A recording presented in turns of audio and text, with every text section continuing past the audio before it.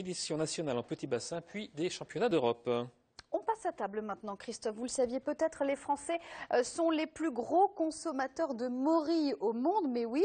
Et les plus gros producteurs de morilles, ce sont les Chinois. Du coup, ça a donné des idées à certains. Une entreprise basée en Dordogne a décidé de s'associer à un producteur chinois pour cultiver des morilles de manière industrielle en Eure-et-Loire.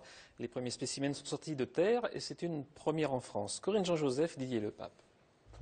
Regardez bien, ces morilles bio sont les premières à pousser en France sous serre.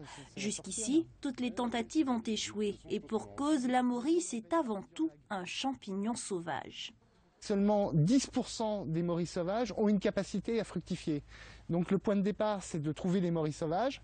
On en trouve 100. Parmi ces 100, il y en a 10 qui auront une capacité à fructifier. Et parmi les 10, on prendra 2 morilles qui serviront de souche mère, à partir desquelles on va faire du mycélium pur. Et de ce mycélium, on fera une multiplication. Et à ce moment-là, on va pouvoir semer. Le mycélium, le secret de cette nouvelle production industrielle.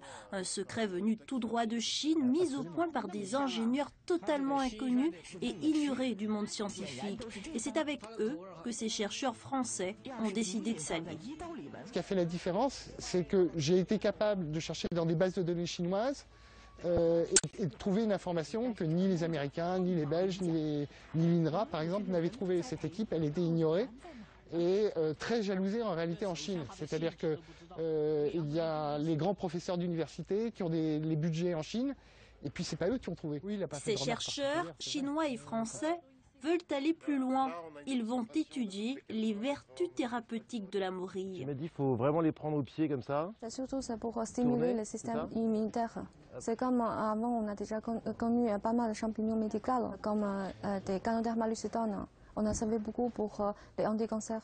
Cette première culture de morilles sous serre, visiblement réussie, laisse présager un avenir fructueux. C'est la France qui détient le plus grand nombre de consommateurs, 80 tonnes par an. L'affaire est belle. Pour la prochaine saison, France Morilles envisage de mettre en culture 4 hectares de plus.